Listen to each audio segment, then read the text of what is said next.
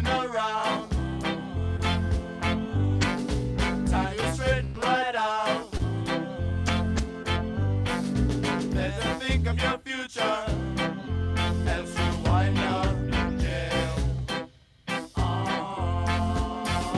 Rudy, a message to you, Rudy. A message to you.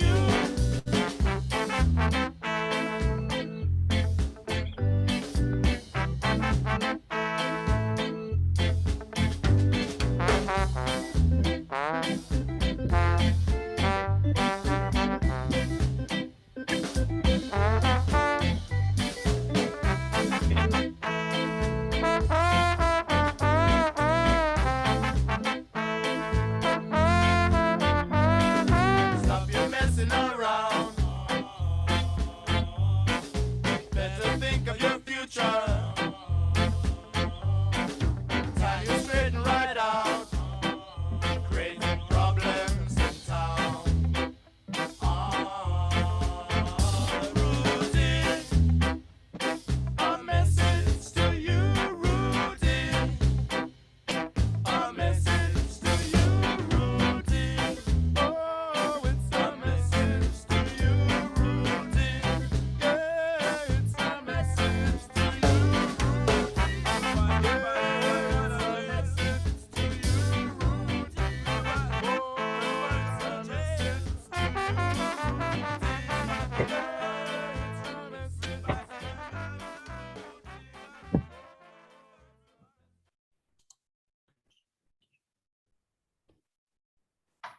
London is the place for me. London, this lovely city. You can go to France or America, India, Asia or Australia, but you must come back to London City.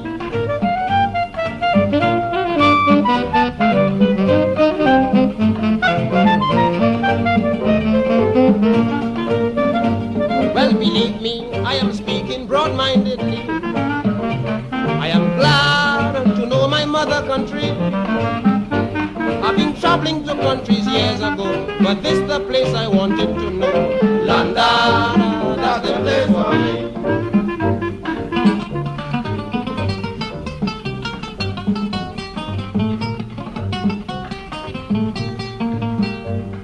To live in London, you are really comfortable, because the English people are very much sociable. They take you here and they take you there, and they make you feel like a millionaire. So London, that's the place for me.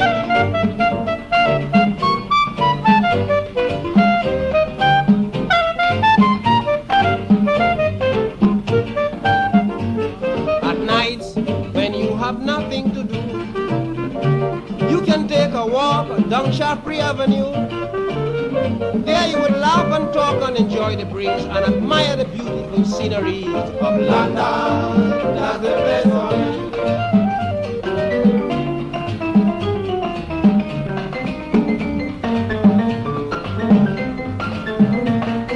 Yes, I cannot complain of the time I have spent. I mean, my life in London is really magnificent. I have every comfort and every sport, and my residence is at Hampton Court. So London, that's the place for me.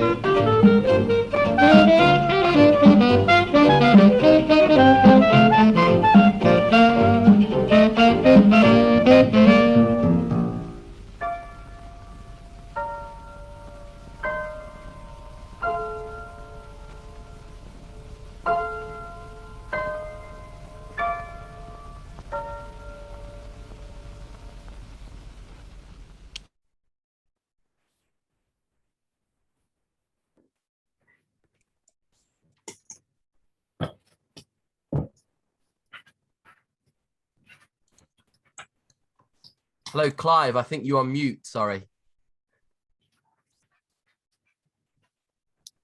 Hi, thank you. And hello and welcome everyone. And thank you for attending our Black History webinar.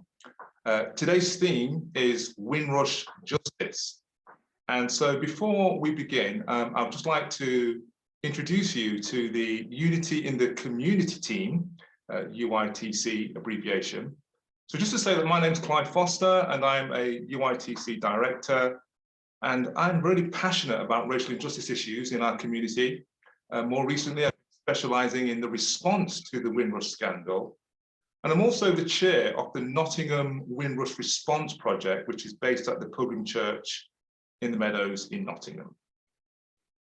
Hello everyone, my name is Deborah St. Louis and I am a UITC director as well. I am an equalities campaigner, equality champion and activist. I am also the director of Fashion's Finest, an online magazine and events company. Thank you, Deborah. My name is Devonte Correa. I'm a UITC director. I'm extremely passionate about racial justice, equalities, and also finding solutions for complex problems surrounding Black and BAME people in today's society. Thank you. Hi everyone, my name is Yumna Hassan and I'm a UITC project coordinator. I am passionate about humanitarian aid, charity, and human rights. I am the vice president of Enactus NTU, which is a student group of volunteers that creates social enterprises. Hi everyone, my name is Damilola Sanusi. You could call me Dami. I'm a UITC team member. I'm also like a barrister and solicitor of the Supreme Court of Nigeria. Thank you, Dami. Before we begin, I would like to make all of our guests aware that this session will be recorded for future use. As we know, October is Black History Month. Unity in the Community, being founded on the principles of equality and diversity, our multi-ethnic team would like to present to you the last of a three-part series of webinars, Windrush Justice. Today, we have invited two exceptional key speakers who have been responding to the Windrush scandal from both the Home Office and the campaigning point of view. We'll also have a special poem that will be recited by one of our UITC members, Dami. There will also be opportunities to ask questions during the session, and we will be monitoring the chat area. So if you have any questions, please put them in the chat area. We've also posted the agenda on the screen of what to expect from today's session. So please feel free to use it during the session, as it's definitely going to be invaluable. I'm now going to move on to some basic functionality using the Zoom console. And as you can see, we've got the image on the screen there. And I wanted to highlight three key buttons that I think you'll find really important during today's session. We've got on the far left, the mute button. And right next to that, we've got the start and stop video button. Please keep your videos on. It's great for engagement and we'd love to see who we're speaking to. On the far right, we've also got a chat button. So as I mentioned earlier, please make sure you put any messages or communications in the chat area. I'll now pass you on to my colleague Yumna, who's going to discuss some Zoom etiquette. Thank you. Thank you, Devonte. Hi everyone, again, on behalf of the UITC team, I'd like to ask everyone to keep their microphone muted, and also, just like Devonte said, please ideally have your cameras on. I'd like to also ask you not to interrupt any of our speakers and to remember to be mindful and respectful of everyone's individual opinion. Before we introduce our first guest speaker, we're going to look at the history of the Windrush Generation. If you're having any problems hearing the audio during the video coming up next, please let us know by commenting in the chat area. I think that should be right. They've come to seek work in Britain and are ready and willing to do any kind of job that will help the motherland along the road to prosperity. The relationship between this country and the West Indies and Caribbean is inextricable.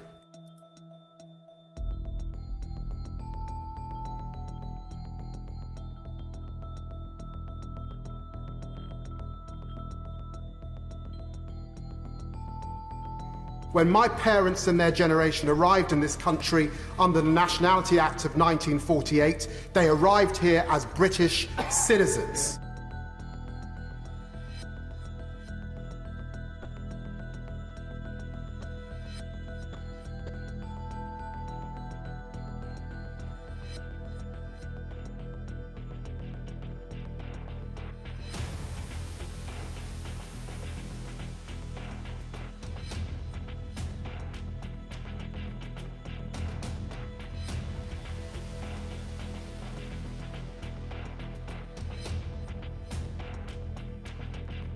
thousands of British men and women denied their rights in this country under her watch in the Home Office, can she tell the House how many have been denied health under the National Health Service? How many have denied pensions? How many have lost their job? This is a day of national shame, and it has come about because of a hostile environment policy that was begun under her Prime Minister. Mr. Speaker, I share the Honourable Gentleman's admiration for the people who came here from the Caribbean and contributed so much to our society. I want to apologise to you today because we are genuinely sorry for any anxiety that has been caused.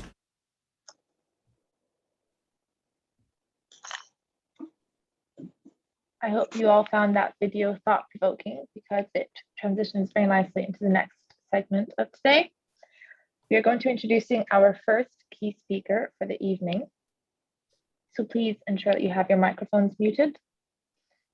Our first speaker is David Levy. David Levy comes with 20 years of experience working for the Home Office. He has been a key engagement officer and has specialized working on the Windrush scandal since March 2018. His remit is to engage with individuals and communities impacted by the Windrush scandal, and this has taken him across the UK, working with organizations to resolve issues and provide advice and assistance. David is passionate about this area of work and brings the empathy of his own parents coming from the Windrush generation. Here's a short video of David in action. Hi, my name is David and I'm part of the Windrush team. Hi, my name is Adam and I'm part of our response to Windrush. Many people who settle lawfully in the UK before the end of 1988 have the right to live and work here. But some do not have the correct documents to show this. As a result, they may have found it hard to demonstrate their right to work and access services in the UK. Two schemes have been set up to right the wrongs they experienced: the Windrush scheme and the Windrush compensation scheme. Applications to both are free. The Windrush teams will treat everything you tell them with sensitivity and care. Nothing you tell us will be passed on to immigration enforcement. The Windrush scheme was set up to help people get the documents they need to demonstrate their right to live and work in the UK. If you have any questions about the Windrush scheme, you can call the helpline for free on 0800 678 1925. They can offer support, guidance and information on how to apply. The second scheme is called the Windrush Compensation Scheme. It is designed to compensate people who suffered or lost out on things because they couldn't demonstrate their right to live in the UK. If this describes your experience, you can claim for things like loss of earnings, loss of access to benefits, medical costs, and the broader impact this has had on your life. Ultimately, we want to make sure you get the compensation you deserve for the difficulties you have faced. More information on both schemes, including eligibility, can be found on gov.uk/Windrush, or you can call the Windrush helpline for free on 0800 678 1925.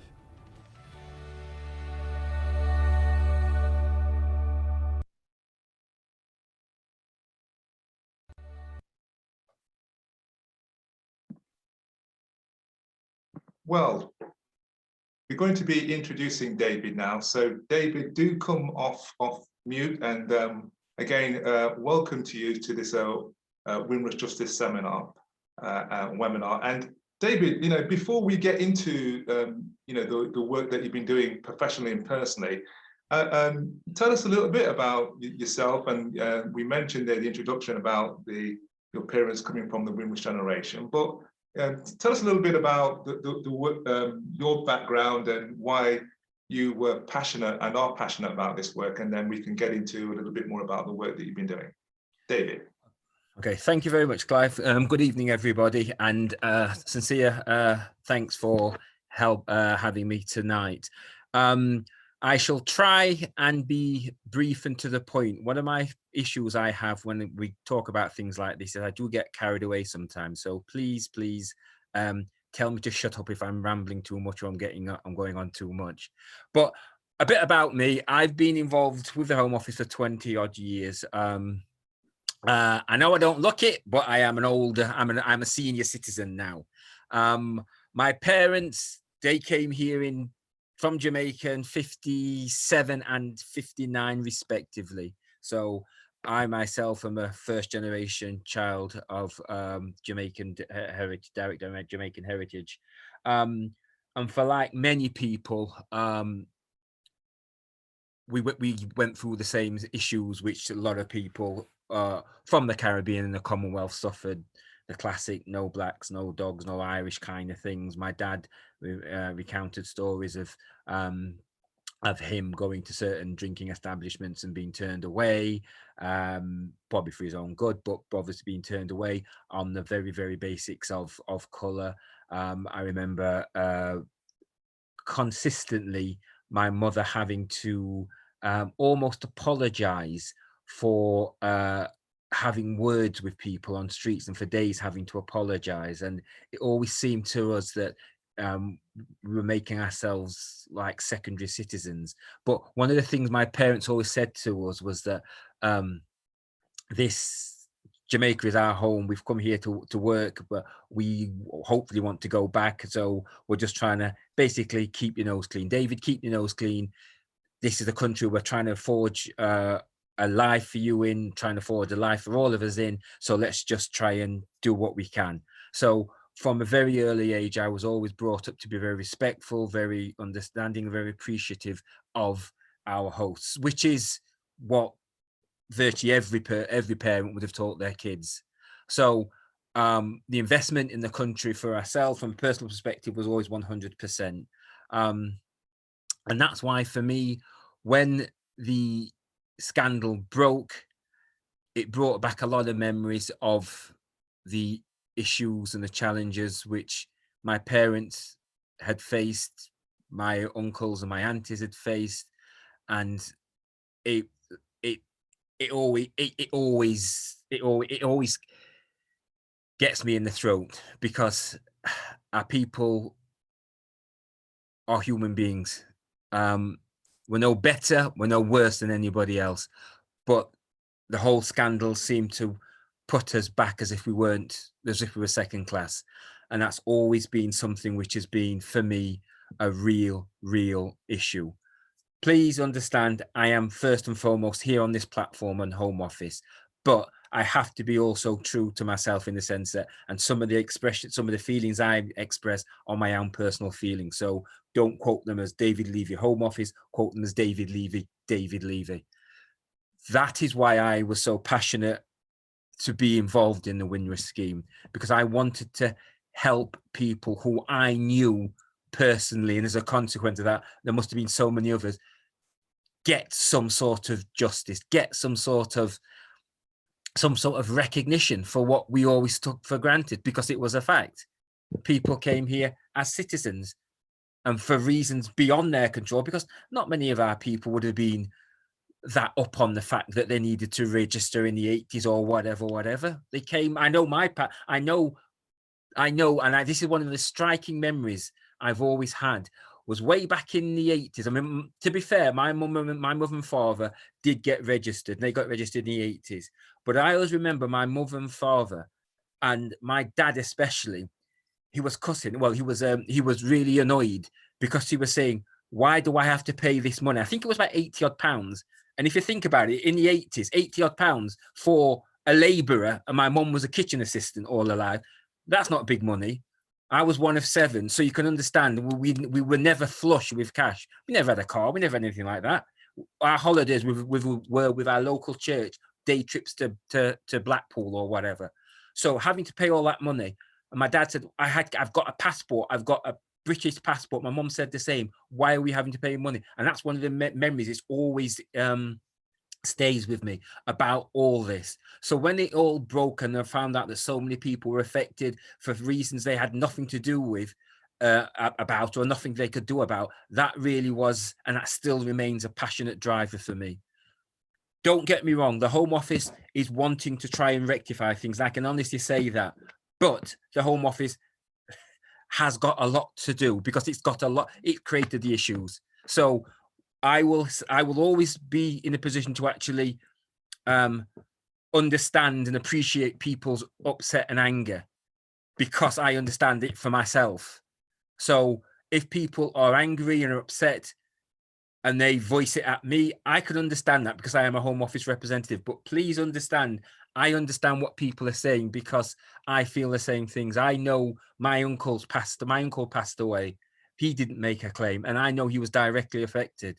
So I know there are so many people who have been and who continue to be affected. Sorry, I've digressed, because I was just telling you a little bit about myself. So again, an example of me getting carried away. So I started in the Home Office in 1991, and I've worked through various different units of the Home Office. And I've done different areas. Before that, in the Home Office, I was in different areas of the civil service. But I can honestly say, in my 30 years of civil service work, this has been, without a shadow of a doubt, the most rewarding area of work I've ever worked in. It's been one of the most challenging, one of the most difficult, but ultimately it's one of the most rewarding. And for me, it's in the civil service, we work what's called flexi time, which means you can build your hours up throughout the course of the day and take time off later in the week. We have to work a core number of hours. And whilst I do this job, those hours just fly by, because the day is so engaged. There are I hear people saying, "Oh, I'm clock watching. Oh, it's this time. Oh, it's this time." And I generally say, "Really? Is it that time?" Because especially before lockdown, when we were in the office, we were when the scandal first broke, we were answering calls. We're doing up and down. We were interacting with people. We're working with other organisations. We were setting up meetings. It was such a full on, but rewarding day, and it still remains that case, and it still remains that way. That's, I suppose, a testament to the amount of work which still needs to be done, but it's also a testament, personally for me, of how I can really feel I'm doing something which hopefully makes a difference. So for me, it's something which I am very, very committed to, and I need to see people, first and foremost, given the recognition they've always had in terms of status. That's the first thing. The compensation thing is secondary. It's a status, a recognition of what they were brought across, that asked to come across from the Caribbean, from the Commonwealth to do, to help to be part of the motherland as recognition of citizens. So sorry, it's a very long-winded answer, Clive. So. No, thank you very much, David, for sharing that and for sharing your personal backstory, as it were, to inspire you. Let's just pick up some of the points there about your initial reaction professionally to the Windrush scandal. Tell us a little bit about when you first became aware of it as a Home Office official, and what were the sort of things were the initial responses that you were involved in to actually address that? Because we can all recall it was a very tense moment. Yeah, when the scandal first broke, everybody was taken aback at the size of the scandal, and B, the pace in which it was generated. One of our issues was, and it still remains the case, is because it was such a scandal, and it didn't come from necessarily out of the blue, but it took us at such surprise. The then Home Secretary, Amber Rudd, and the then Prime Minister, Theresa May, committed in the House of Parliament to right the wrongs. And that permeated all the way down by the creation of what was called our office, which was then called a Windrush Task Force. It's now changed its name to a help team. And we, as a department, were created from scratch, and we were created within 5 days.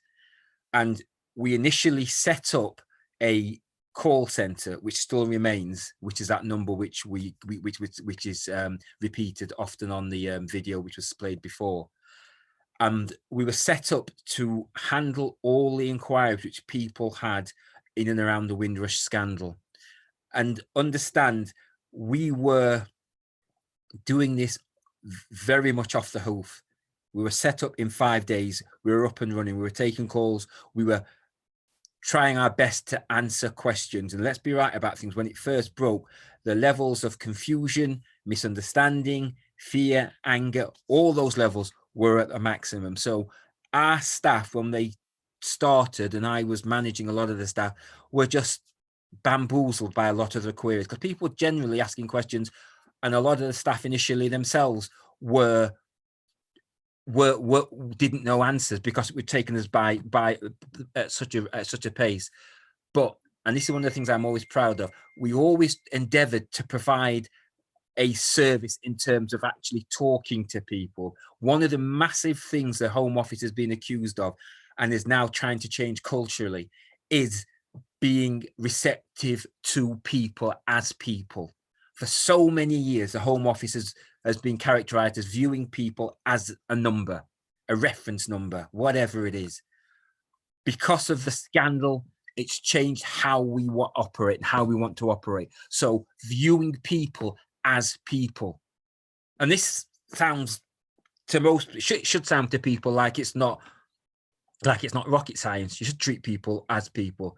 But for a huge office like the Home Office and a huge institution like the Home Office, it is a massive thing, but it has to get done, and it is being done, because we have to treat people as human beings. I've always said, and I've always flipped it, if this was me, if I was on the other end of the phone, I would want to be treated with a certain level of respect and talked to as a person. So why can't other people be treated the same way?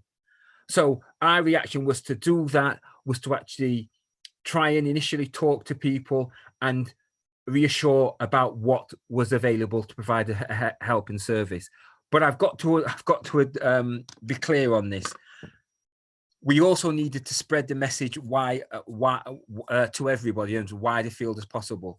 And as I said before, and most people, most of the audience will know, the reputation of the Home Office then, well, certainly is now and was definitely then, really poor amongst a lot of people.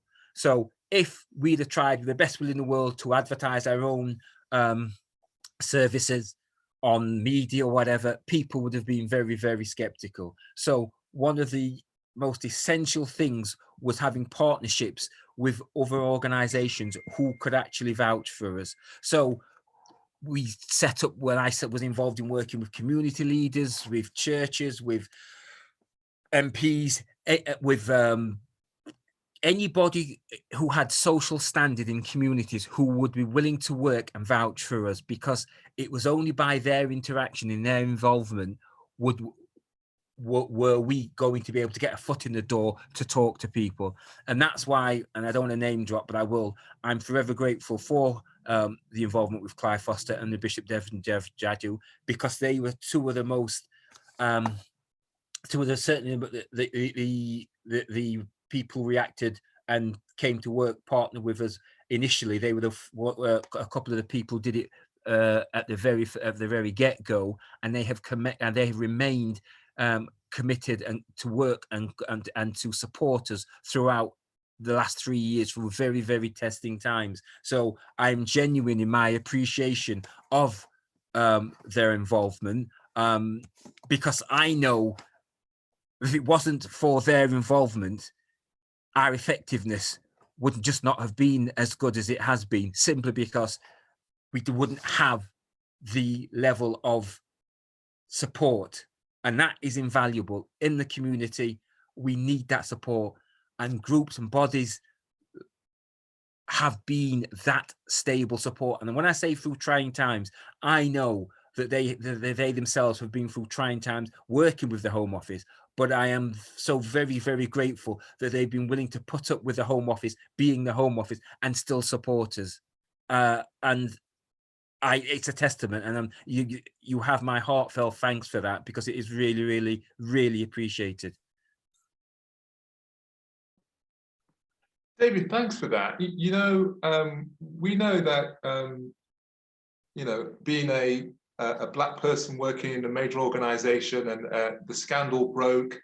And here you are. We've seen you as an engagement officer going around the country, having to act on behalf of the Home Office. I mean, I know even myself, working with people, you know, within our community, because of the mistrust and the way people feel about the Home Office, to engage people has been very difficult. How did you find it having to represent the Home Office and meeting so many people who could represent your mother or father and having to convince them to engage in the process?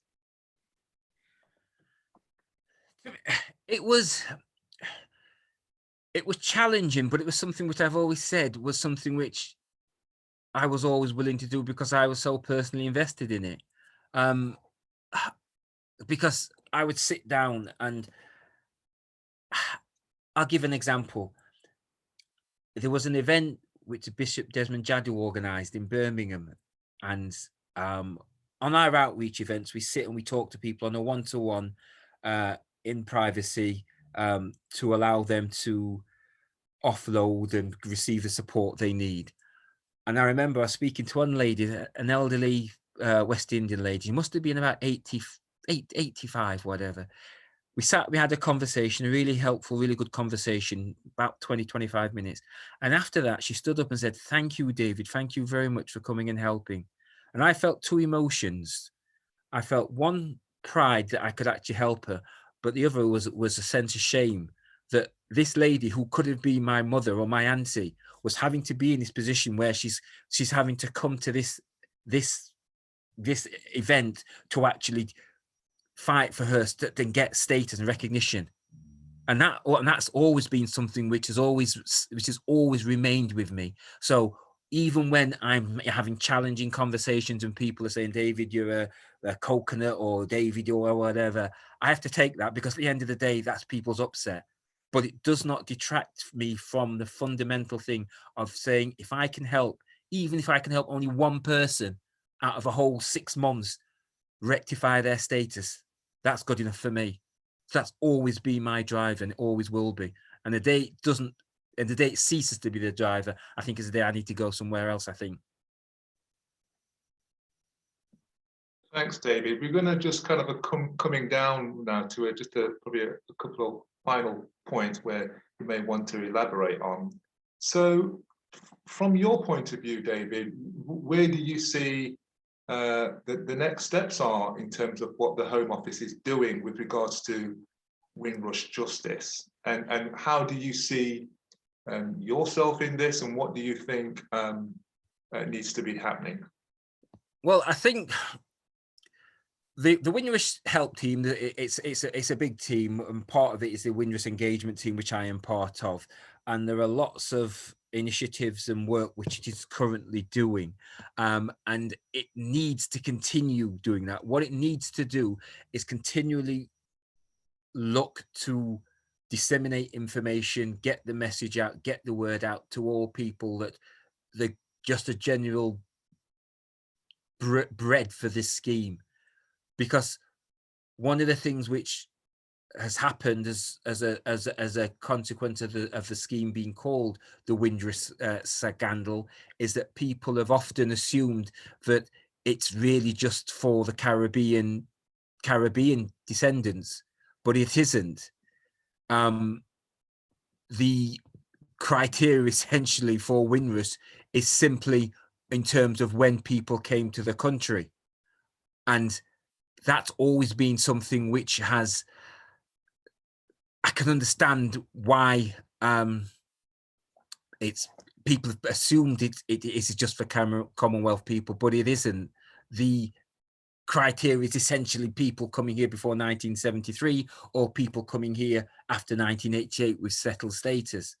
So people from all over the world can apply for it if they have been struggling to establish status. So it's messages like that which we need to get out and actually properly disseminate to people. But it's also messages like that which we need to do working not only within the confines of the UK, but also abroad, because there's so many people who may have returned back to their relative countries of birth, who would also be eligible for status and compensation. We need to be doubling our efforts and working with stakeholders and partners to enable us to actually get the messages out there abroad to people who maybe don't know or who are under a misapprehension as opposed to how that works. Again, I will go on to the fact that we worked closely, we still continue to work with community groups and support groups, because these are the groups which can advocate for us on the ground. And we work closely with these groups, and it's when I say work, it's on the basis of collaboration. We want people to tell us what we need to be doing, because for all the best will in the world, we could be missing the mark. So we work collaboratively with people to say, well, look, if we're proposing this kind of action, will that sit right? Will that make the right impression? What can you see are possible consequences of that?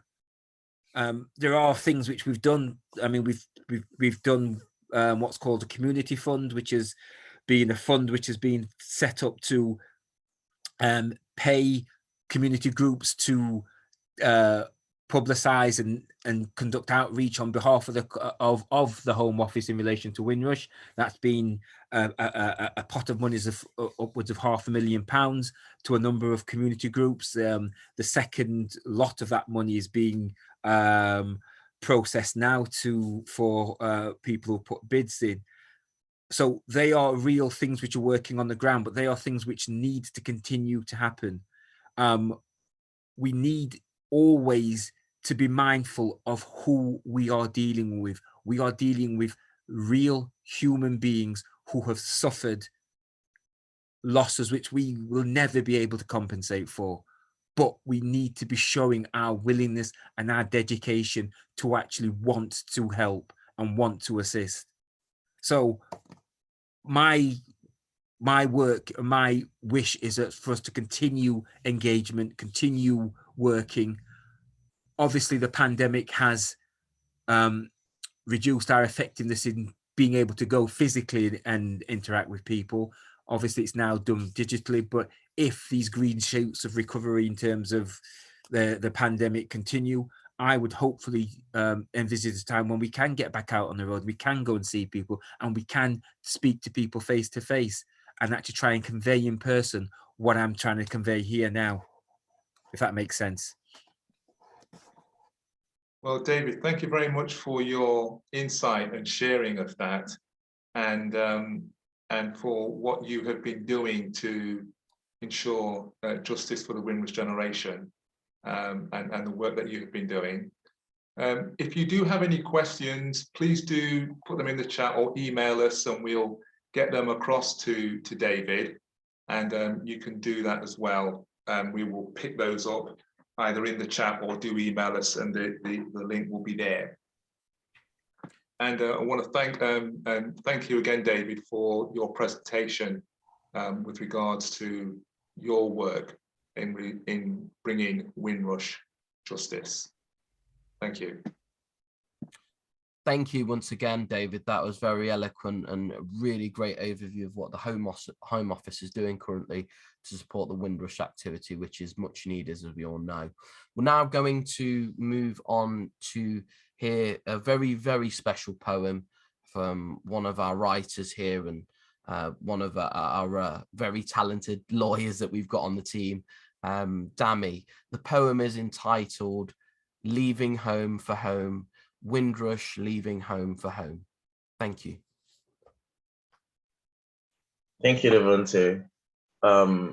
I wrote this poem titled Windrush Leaving Home for Home, and as I'm reciting, I want everybody to listen and reflect on the pictorial images, or the images that occur to you. So I would start. Windrush leaving home for home. Blown away by the wind in the rush, leaving our home to make a home. For it was dark in the lights, and our black skin they touched, building and building to make our new home home.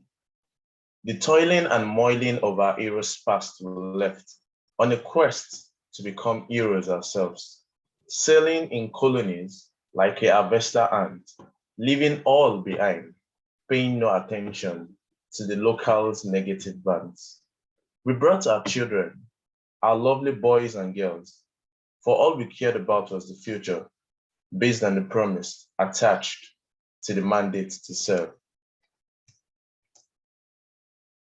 Days, then night, the sun, and then the moon. Our history, documented on the Tilbury shores, beautified by the prints of our legs and boots, was washed away by the very water that brought us. I still see MV Empire Windrush ship in my dreams sometimes, reminding me we left home to build a new home. For it was dark in the lights, and our black skin was the touch. And the dream only becomes a win when home can boldly be called home. I remain Damilola. Thank you very much for listening. Thank you so much, Dami. That was absolutely amazing. Very visual. Really appreciate your recital of that. I'm now going to pass you over to my colleague, Deborah St. Louis. Thank you.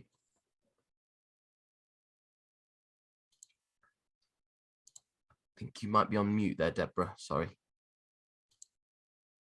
Thank you, I was. We'll now introduce our second speaker, Bishop Desmond Jaddoo. Bishop Desmond Jaddoo. Thank you. Good evening, everyone. A pleasure to be with you. I was reflecting today on what I'd be talking to you about. Clearly, Windrush and Windrush Justice. Bit of background about me. I'm a campaigner for equality and social justice, dealing with issues surrounding deaths in custody, racial discrimination, dealing with police complaints, various high-profile cases. I'm also chairman of the Windrush Movement UK, which is a West Midlands-based Windrush organisation. And it's a privilege also to be chair of the Windrush National Organisation, which consists of 17 Windrush organisations at the moment across the country. Ironically, today I had lunch with a man who's renowned across the country.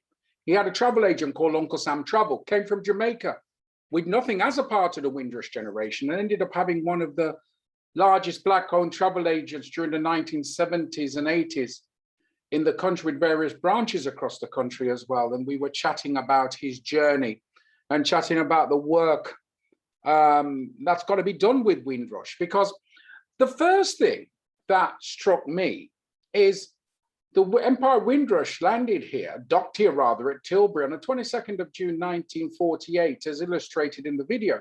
One of the things was it clearly demonstrated something. It talked about Commonwealth citizens. Well, that's wrong. They were British subjects. They were British citizens because they all arrived here with a British passport. And as each island or each Commonwealth country became independent, their passports were basically stolen from them. So that's actually the original scandal. So we must not lose sight of that. My parents, I've seen their British passports they came on. My wife's father, up until today, he has his British passport that he arrived here on in 1955.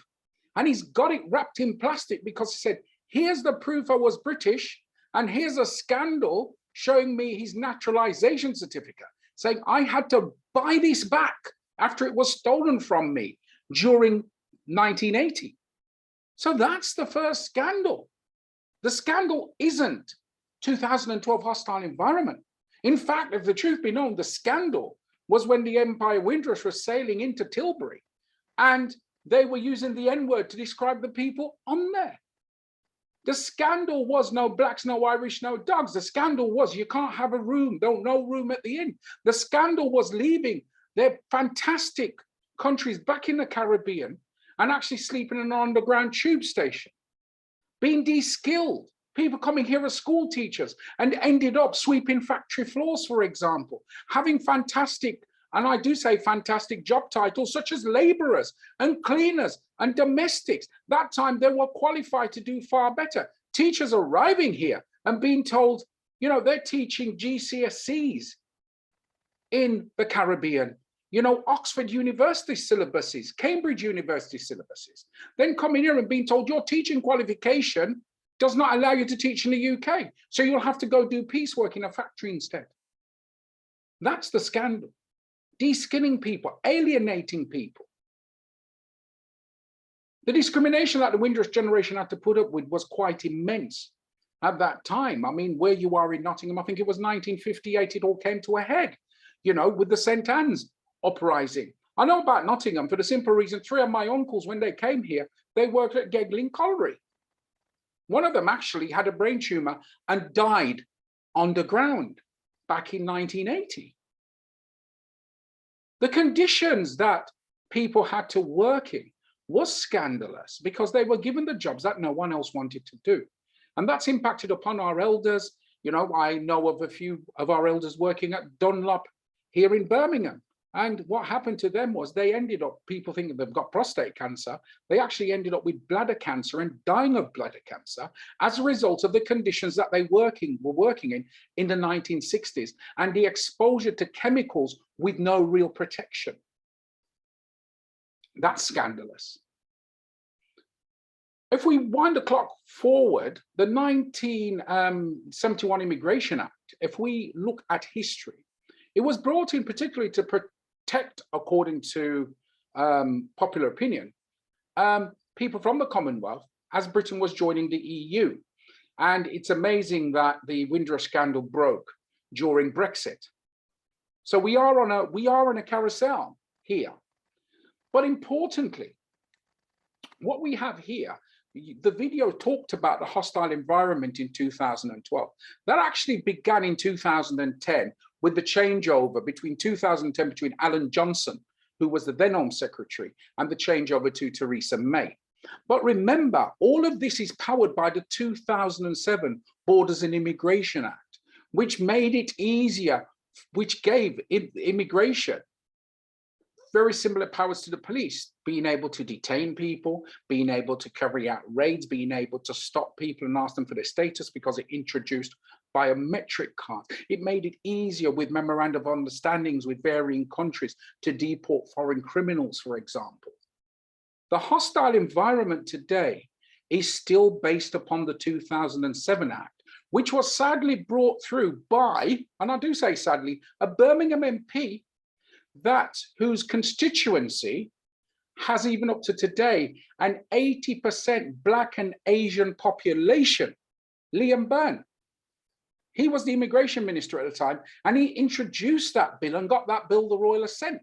And he had no consideration that that act would impact upon his constituency and many others for that matter. So no consideration. Importantly, taking it forward a bit more, the hostile environment started in 2007 in all intents and purposes.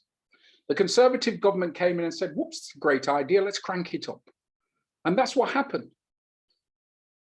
Over the years, I've had people who have had issues surrounding proving their status as far back as 1979. People who were turned away from the border in 1979 for only 40 years later, and I'm sure David, if he thinks, can remember some of these cases, to be told that you're actually a British citizen. Grown men crying, grown women crying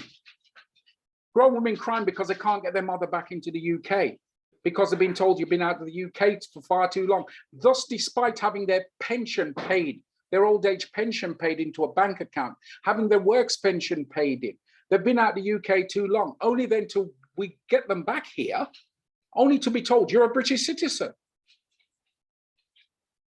We hear about landing cards, for example, but landing cards are a red herring. The facts are there was no common sense. How can someone who's been here for 50, 60 years, they own a house, they have children, they have grandchildren, they're married, and then, you know, they're paying tax and national insurance, they've got an NI number, only then for you to tell them you got no right to be in the country, you're liable for detention and deportation. But remember this as well. You've got people from countries that the British government, or the Queen rather, was head of state. Let's look at some Caribbean countries. Jamaica, Barbados, St. Vincent, St. Kitts and Nevis, Antigua, Grenada. Her Majesty Queen Elizabeth II is still head of state. The only couple of countries where she's not is Trinidad and Guyana. So if the Queen is still head of state and we still have a Governor General rather, how on earth can you question the fact that we, people from the Caribbean, for example, are here illegally when the Queen is still head of state? It's a double whammy. It makes no sense whatsoever. Importantly, I've seen people's lives destroyed. I've seen people die. I've had to assist in people raising money to bury their loved ones. We've had to assist where people's partners were on death row, as it were, with cancer being exacerbated, people losing their hair, people turning to alcohol, people going to prison, having all the children taken into care. It's not a pretty sight. And, you know, I'm fairly tough, and my colleague, Reverend Foster, will tell you how tough I am, but I'll tell you something. It's very difficult to stomach. However, despite this, we have to look at the bigger picture. And I went back to my childhood and I thought about what my parents did. You know, you're in the Caribbean, a crop duster flies over, drops a leaflet, says, come and work in the UK, there are jobs here, come and help rebuild the economy. But no one remembers they paid their own fare. I remember my mother telling me she did book on a ship, but then she said she heard a ship, it's too long on the ship. So what she did was, she sent back up to her father in the country and said, can you sell my 2 cows and a goat so that I can buy a plane ticket? So she actually sold her belongings to come to the UK. And then when she arrives here, she remembers people were patting her on her hair because she had lovely afro frizzy hair. And they were patting on her hair as though she was an animal. Totally disrespectful. It is as though, you know, they said, oh, here we go, we're going to the zoo. That's how she felt. Those are her words. But then she came, they went where the jobs were as well. That's how a lot of people ended up in places like Nottingham. They ended up in Bradford because I had uncles in Bradford. You know, we had some in Sheffield, because even then people don't understand the journey to Sheffield, like the steel industry in Sheffield and mining in Nottingham, for example, Birmingham, the city of 1,000 trades. You know, people don't understand why some of the Windrush generation ended up in these parts of the city, but in the country rather.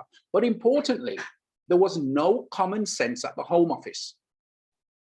That's the key element here.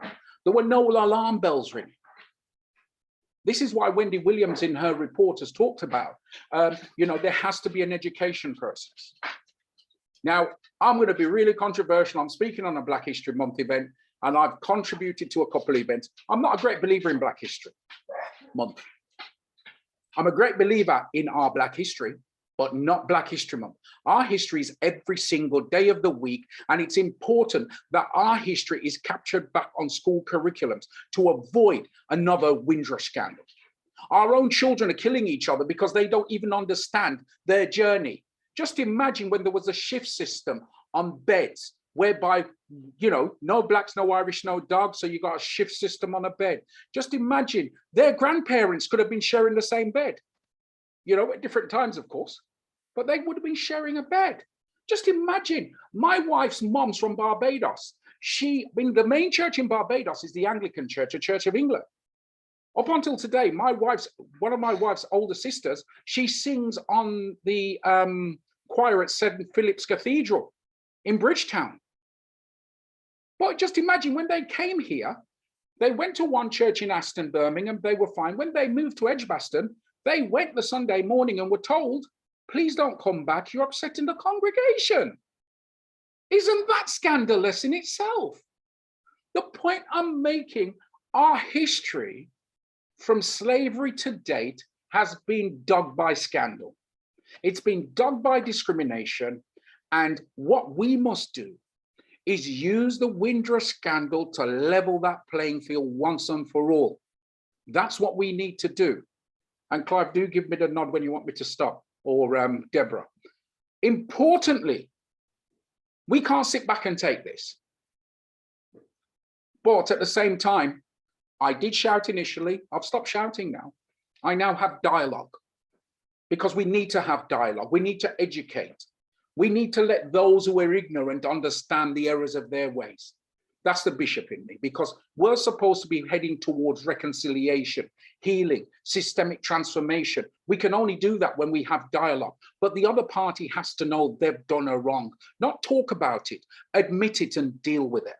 And that's where we are with the Home Office right now, is to say, understand the errors of your way. Unfortunately, sadly, today, they're rounding up people again for another November flight to Jamaica. However, we're not arguing with them about that, because the law allows them to do so. We're now talking about the welfare of detainees. We're talking about the support for their families instead. We're talking about the fact that it's coming up to Christmas. Why are you doing this? In terms, finally, just on Windrush, we're working with the Home Office. That's not going to stop us working alongside them on getting people their status, because that's the greater good. We're not going to stop working with them in terms of helping people to get their compensation. That's the greater good. We're not going to stop working with them to ensure they're educated, because that's for the greater good.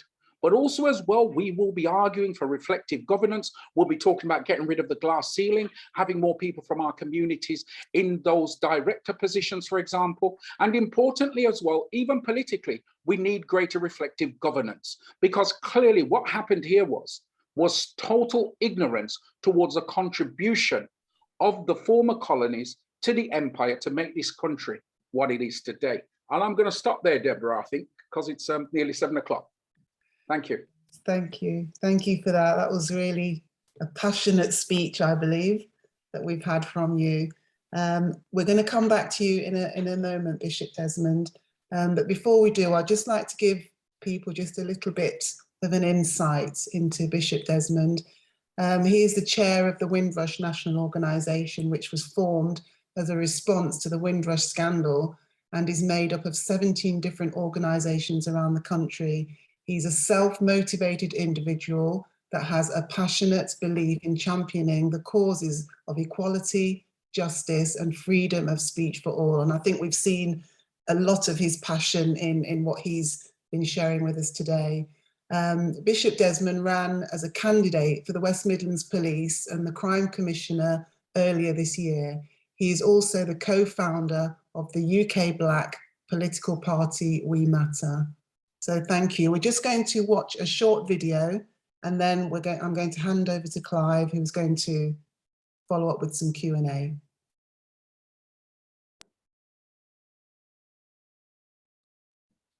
Because this is my mother's British passport. Okay? They were born British.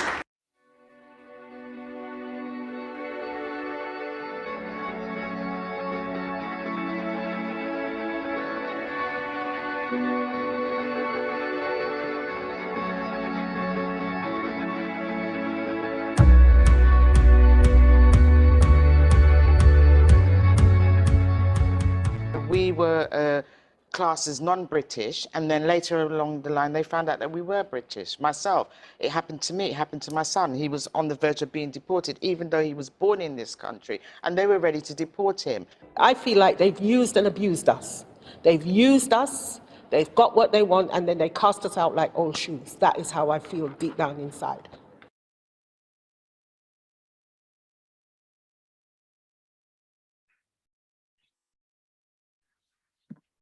Bishop Desmond, thank you for that very powerful, super powerful delivery on your views around the Windrush Justice and the scandal, and taking us through the history of that.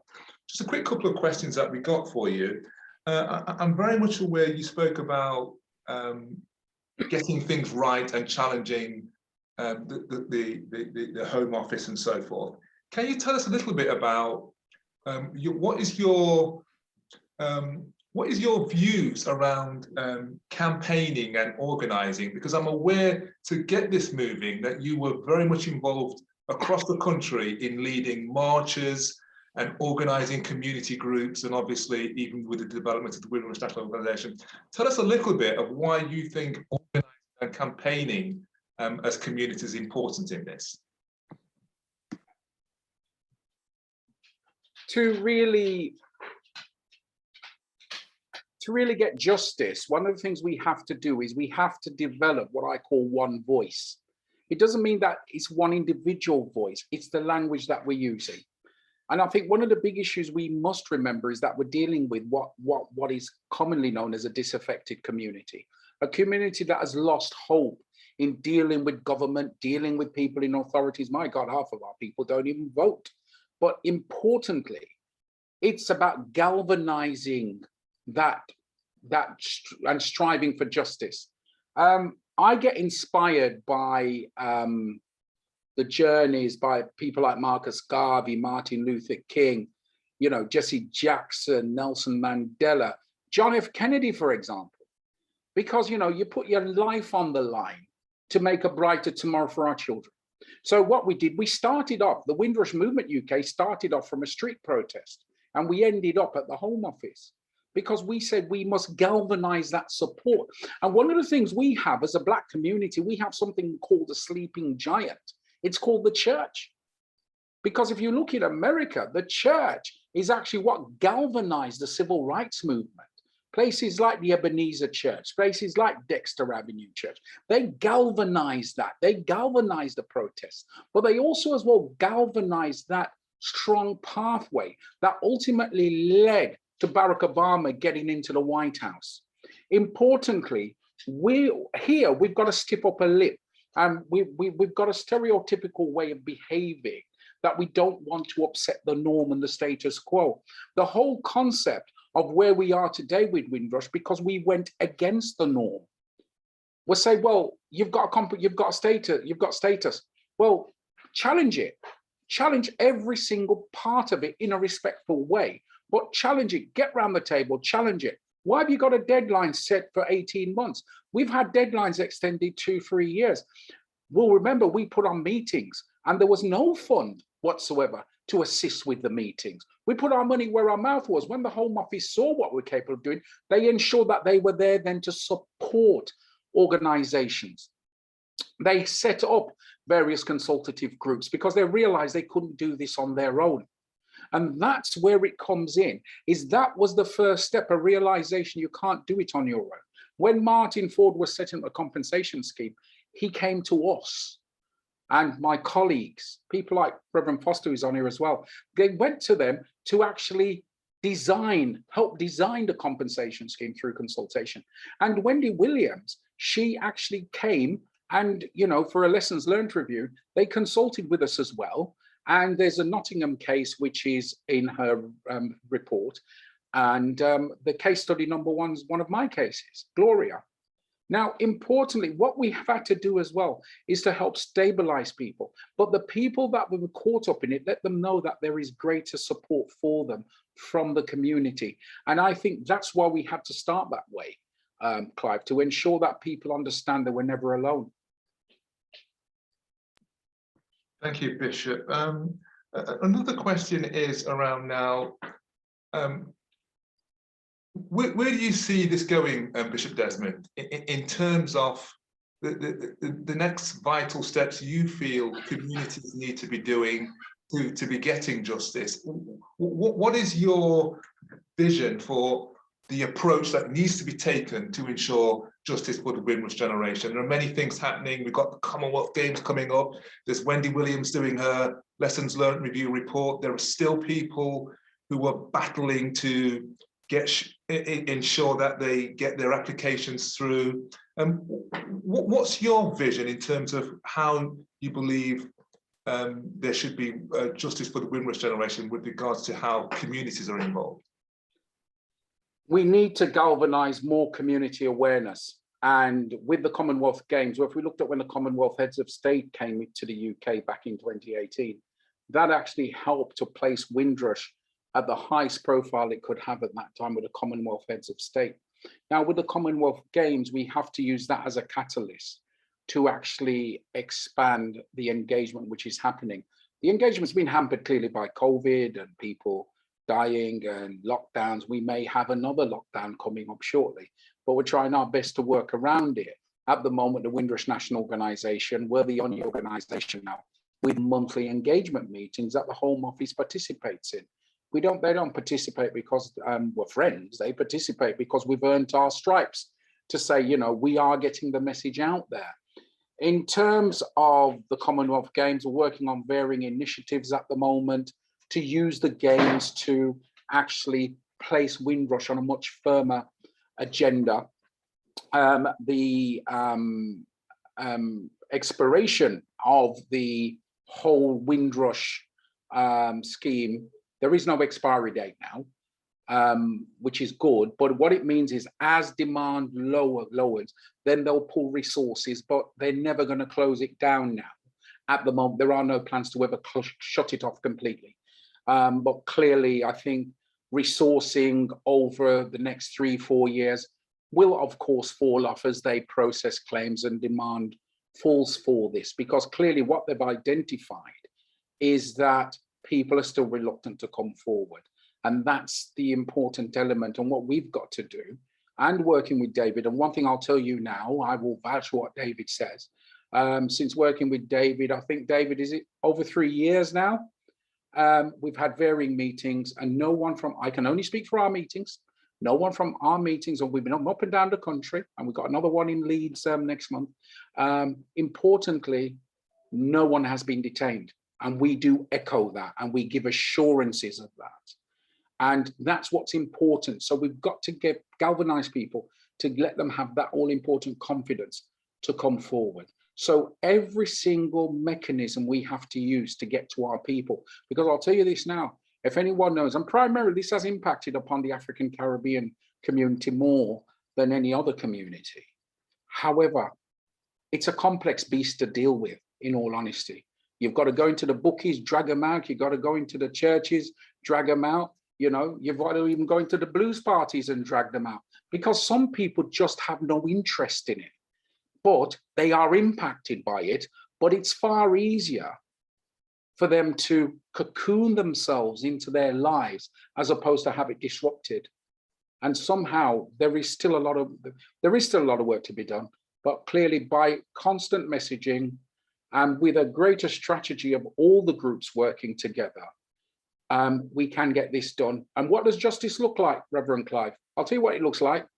Everyone having a passport, but no amount of compensation will ever replace the hurt and betrayal that people have felt. All we can do is ensure, as a result of this, that race is placed highly on the agenda, and we have a zero tolerance towards race, because no one will ever tell me that this scandal, race, isn't a part of this scandal. Thank you, Bishop. Because of time, we're just going to allow for one question. I think it's AWEF Charity. And then David Levy, if you can then just say some closing remarks. And then Bishop Desmond, if you can just say your final call for action. Yes, AWEF Charity, if you can put your question or comment, please. Okay, thank you very much for the opportunity. I'm sorry I'm late for the meeting, but I've heard what the bishop have been saying, and I've also come to understand that we as Black people have allowed the colonizers to tell us when we have to celebrate the Black History Month. Hence, the definition of Black History Month is when we tend to cry more. After crying, then we go away, we forget about it. Then we come again next year, October, we cry. Now that has been a norm since I joined the UK, but I think as a people, we must learn from our mistakes. And we must learn that any sustainable strategy is owned by the people that designed it. So we need a system that empowers us, that is from us, that is run by us. Hence, we will not be told that October is when we have to celebrate. Black History Month is about our issues, raising awareness, and talking about things that are of concern. But what I've observed in the past years is we have allowed the colonizers to tell us when we celebrate or when we have to remember about our own ancestors and our own history. Then we are empty, we don't have anything. So there is not much work to be done, but we need to start now and make sure that we do things in a better way. I'm sure there are better strategic people who can assist us to have something that we hold and what we own as a people. I'm sorry, I'm from Africa and I'm very new in the UK, but I have seen a lot of weaknesses within the diasporans who are Black people, and it is that is driving us to be weaker and weaker. In the end, we stand for nothing and we fall for nothing. Thank you. Thank you very much for that very insightful comment. Thank you very much. David Levy, if you want to give your final comments, and then afterwards Bishop Desmond final comments, and then we'll be rounding off. Yes, thank you. Thank you. Just want to say again, appreciate the opportunity for speaking here. And I would echo the sentiments of the Bishop in the sense that we need to be working in a way which allows our people to have access to obtaining justice. This will not go away. We will work to ensure it will not go away. But what we need is for people to feel empowered to come forward, empowered to stand up for themselves and obtain the justice they deserve. We're never going to make up for the losses and the impacts, but the Home Office, the government should be held account, and we should be doing that every step of the way. So again, thank you for the opportunity. Yeah, the lady who just spoke, I mean, you know, I'm not going to be started off on it, but one of the most important things there is that if I say to you the 24th of May 1948, many of you might not know what I'm talking about. That's when the Empire of Windrush set sail from Kingston. You know, key significant dates in our history are not contained in October. We have to ensure that our history and our journey and our contribution to this country is etched on the school curriculum. Because once that happens, then it makes everything relevant and it lets things fall into place. And one of the most important things we've got to do is to ensure that our children never suffer the pain that some of our people have suffered, and that they have that sense of belonging as well, and they can understand the journey and the sacrifices of their grandparents, great-grandparents, in terms of the journey here to the UK. And these parting words I'll give to you. When the MPs debated the Windrush, the actual Windrush compensation scheme, they said something that I found interesting, and they were all being complimentary. These immigrants came here to this country to rebuild this country. We've got to get the narrative right. They weren't immigrants, they were British citizens. And once that realization sinks in, we'll start leveling the playing field. The bottom line is, justice will come when the playing field in this country is leveled and everyone is treated equally and fairly, just the way in which God created all of us. Thank you. Thank you very much, Bishop. And I really want to thank you for that and for your participation, and for David. And I want to thank you all. And I want to thank Peter Hogan's point as well about the predating of the Windrush scandal. That was a great observation, Peter. And I think Bishop Desmond hinted the very thing that you mentioned in the chat about the scandal, you know, and predated that. Peter, very briefly, Peter, I see you raised your hand. Go on then, we'll let you come on. Go on, Peter. Okay, thank you everybody for tolerating me this far. I was an immigration officer, Heathrow, 1980 to 99, went out on medical retirement. I've kept an eye on what's been happening. I mean, not just tonight, but over the last 20 odd years. And I'm in touch with many of my old colleagues from forward, from being on the front line. And they were seething with rage at what was being done, at what came out at the Windrush scandal. But also bear in mind that I've referred to the absorption into customs. Also bear in mind that at a certain point, the immigration service vanished and it became a revenue gathering machine. And this is all I hear from so many of my colleagues when I meet my former colleagues, when I meet them. It is all about the money.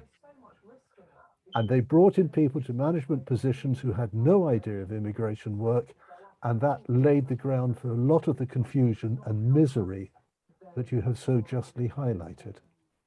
Rant over. Thank you very much, Peter, for that insight. Well, this just leaves me to say thank you to our speakers once again, and thank you as guests for attending the last of our 3-part series on Black History Month. We hope that the sessions have been informative, insightful, and educational. So on behalf of Unity in the Community, it's been a pleasure hosting these events in celebration of Black History Month. The first webinar commemoration of our Black voices and the contribution of arts and history and music. Our second webinar focused on iconic figures and Black history and how they have influenced the world. And finally, the ongoing quest for Windrush justice, like the issues that we are concerned with for the Windrush generations. And as was so eloquently said earlier, we know that Black history cannot be relegated just to a month. So we, just like others, will be continuing to champion and promote equality for Black people 365 days a year and for the generations to come. Thank you for joining us and have a good evening. Take care. Thank you. Thank you. Good night, everybody. Thank you, guys. Great work.